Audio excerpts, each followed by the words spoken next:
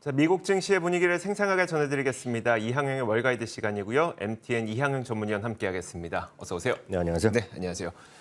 뉴욕 증시가 중간 선거 기다리더니 또 올랐어요. 어떤 일이 있었던 걸까요? 그러니까 또 지난주에 또 이런 이유들로 인해서 빠지더니 오늘 네. 똑같은 이유로 오늘 또 주가가 좀 반등하는 모습을 보여줬습니다. 말씀하셨던 대로 이제 중간 선거가 이제 화요일 날이죠. 이미 상당수가 미리 선거하는 우리나라랑 거의 똑같은 제도인데요. 여태까지 역사상 가장 많은 사람들이 미리 선거를 좀 참여했다고 얘기하고 있습니다. 그래서 어떤 결과가 나올지 모르죠.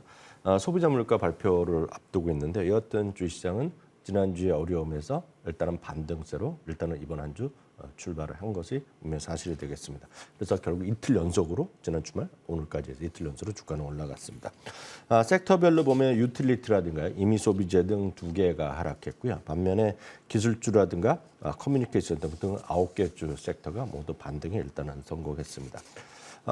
유가가 그동안 빠르게 올라가는 거 약간 부담됐는데 오늘은 약간은 좀 숨고르기 하는 모습을 보여줬고 다만 이제 중국에서의 어떤 리오프닝에 대한 기대감이 여전히 살아있다라고 보셔야 되겠습니다. 10년물 금리는 4.2%까지 오늘 또 상승하는 모습을 보여주었습니다. 전반적으로 금리의 상승 이런 것들 미국의 달러의 강세는 전체적인 추세는 이어가고 있는 와중에 그 안에 미세 조정 정도가 있다고 보셔야 되겠습니다. 미국 달러는 오늘 반대로 110포인트 정도까지 좀 내려가는 모습을 보여줬기 때문에 일단 선거 이후에 어떤 모습이 될지에 대해서 다들 헷갈려하는 그런 모습이 되겠고요. 각자의 입장에서 나름대로 해석을 하는 그런 시장이 이어지고 있다고 보시면 되겠습니다. 네, 알겠습니다. 자, 이제 종목별로 볼 텐데 애플이 어제 아침, 우리 시간으로 어제 아침이었었어요. 폭스콘 사태로 인해서 생산이 줄어들 수 있다고 했음에도 불구하고 애플의 주가는 또 소폭 오른 채 마감됐거든요. 어떤 일이 있었을까요? 애플에서 공식 발표를 했죠. 네네. 아이폰 14 프로의 프로 버전과 맥스 버전 모두 이제 생산이 약간 지연되고 있다. 생산이 지연되니까 당연히 출하, 공급 그런 거 전반적으로 판매에도 약간 영향을 미치겠죠. 다음에 이런 것들이 어떤 수요의 문제라보다는 공급의 문제이기 때문에 어떤 매출에 약간의 이연이 있을 수 있겠으나 수요 자체는 큰 변화가 없다라고 해석하셔도 되겠습니다. 아마 어찌됐건 호재냐 약재냐 분명히 악재 인식할 수밖에 없는 것은 분명한 팩트라고 보셔야 되겠습니다. 어제도 잠시 말씀드렸다시피 메타 플랫폼이 월스트리트저널을 통해서 대규모 감원이 한 달 전에, 한 3주 전에 있었는데요. 이제 확인되는 얘기가 나왔습니다. 월스트리트저널에서 역시 단독 보도를 했고요.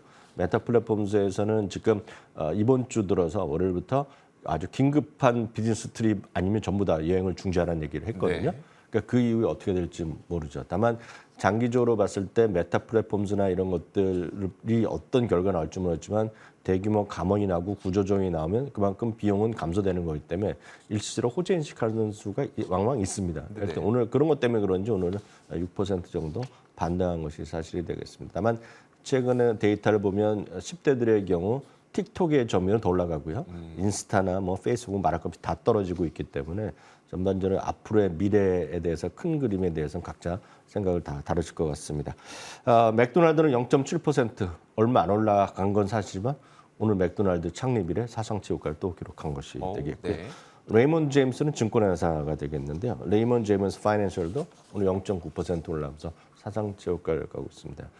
반면에 이제 한때 시장을 달구었던 특히 팬데믹 이후에 소위 플랫폼 기업들, 모바일 플랫폼 기업들, 새로운 어떤 파괴적 혁신 기업으로 나타났던 것들의 대표적인 것들이 부동산 시장 중에서 오픈도어거든요. 14.1% 떨어졌는데요. 이거는 고점 대비 95%가 떨어진 겁니다. 지난주 실적 발표를 했는데 적자 규모가 월가의 전망치 3배. 물론 이제 상각하는 부분이 있긴 있었는데요. 여하튼 그런 것들이 주가에 이제 악영향을 미쳤습니다. 말이 그렇죠. 95%가 하락했다는 걸 보셔야 되겠습니다.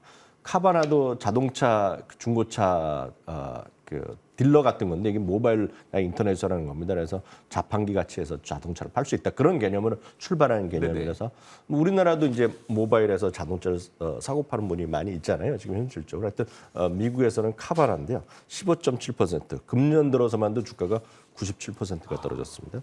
기대에 실적 나왔고요. 이게 정말 아픈 거죠. 모건 스탠리에서는 아예 투자 경과 목표 주가를 철회를 해버렸습니다. 그런 것들이 주가에 좀 악영향을 미쳤고요.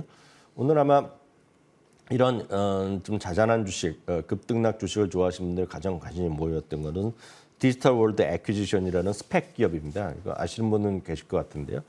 트럼프 전 대통령이 소셜 플랫폼 트루스 소셜이라는 걸 만들었잖아요. 그랬죠. 이제 이거가 이제 합병한다는 거가 되겠는데요. 다음번 대통령이 다시 도전을 선언이 임박했다는 얘기가 좀 많이 돌면서 이것이 오늘 급등했습니다. 이건 펀더멘탈랑 전혀 상관없는데요. 하여튼 이런 주식들도 움직이는 것이 현실이 되겠습니다. 오늘 테슬라가 5%가 떨어졌습니다. 그러면서 52주 최저가까지 떨어졌는데 여튼 금리의 상승세가 테슬라에는 악재 인식하는 것은 어찌 보면 당연할 수밖에 없겠는데 여튼 안타까운 모습이죠. 그러면서 테슬라가 떨어지면서 오늘 앞서 보여드렸던 섹터별로 보면 이미 소비자가 많이 떨어진 거예요. 네네. 직접적인 영향은 테슬라였다라고 이해하시면 되겠습니다. 알겠습니다. 자, 그렇다면 이제 중간 선거가 오늘 밤에 치러지게 될 텐데 중간 선거에 따라서 증시는 어떻게 과거에 움직여 왔을까요? 네, 여러 번 말씀드렸다시피 이제 중간 선거 이후 전후에 보면 주가가 어떻게 됐냐를 보셔야 되겠는데요. 일단 중간 선거는 11월에 있으니까요. 매 4년 다 있는 건데요. 그 중간 선거 이후에 보면 그 1년 후에 보면 1946년 1950 그 전후에 보면 평균적으로 미리 말씀드리면 평균적으로 80% 정도는 주가가 올라갔습니다. 매년 올라갔습니다. 네. 미국의 증시라는 것이 그만큼 강했던 것이 되겠는데요. 특히 이제 중간 선거가 있던 해는 특히 11월부터 해서 많이 올랐다는 얘기입니다. 그래서 이 그림은 S&P 500을 1년은 그냥 딱 그 평균으로 때린 건데요. 제일 위가 전체 평균이 되겠고요. 두 번째가 중간 선거가 되겠고요. 세 번째가 민주당이 대통령 시절에 저랬다는 얘기입니다. 그래서 전체적으로 주가가 올라갔고 특히 12월부터 올라간 건 꾸준히 맞습니다. 다만 이제 매년 이제 11월부터 딱 끊어서 1년을 이제 계산을 다시 해보면은 한 번도 예외 없이 중간 선거 1년 후에 주가는 올랐습니다. 네네. 그 다음 그림입니다. 그래서 파란색 이제 민주당이 대통령 시기, 빨간색은 그 공화당의 대통령 시기고 이거는 상원 하원이 어떻게 결과가 되는 거 상관없이 올라갔다는 얘기가 되겠습니다. 평균적으로 보면은요, 민주당 대통령 시기의 중간 선거는 14.5% 올라갔고 공화당 대통령 시기에는 14.8% 올라갔습니다. 평균이 14.7이기 때문에 다시 말씀드리면 민주당이건 공화당이건 중간 선거 이후에는 1년 동안 한 번도 예외 없이 앞으로 1년 보면 주가가 올라갔다는 걸 보셔야 되겠습니다.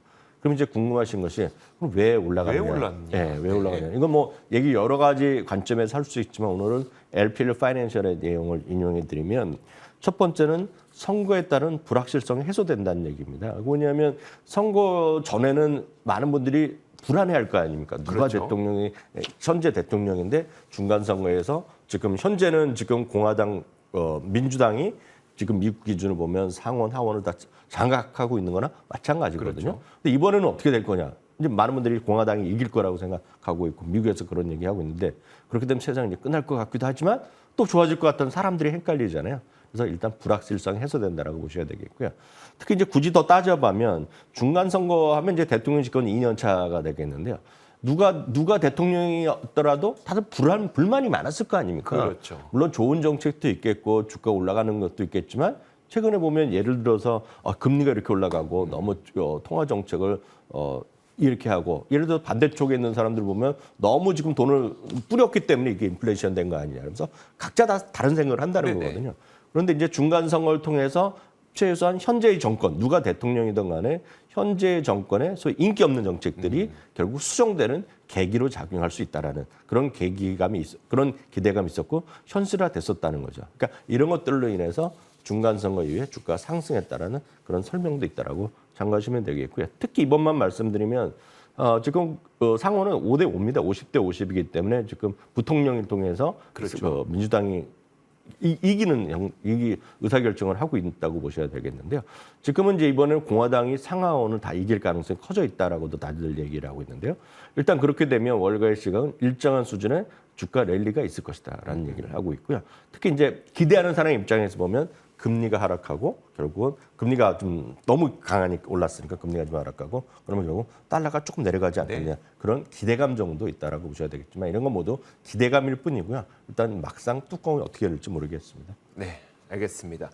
자, 이렇게 중간 선거 이후에 시장이 어떻게 될 것인지까지 역사적 통계자를 통해서 좀 설명을 들어봤습니다. 자, 지금까지 미국 증시의 분위기를 생생하게 들어봤고요. 이항의 월가이드 시간 MTN 이항영 전문위원과 함께했습니다. 고맙습니다.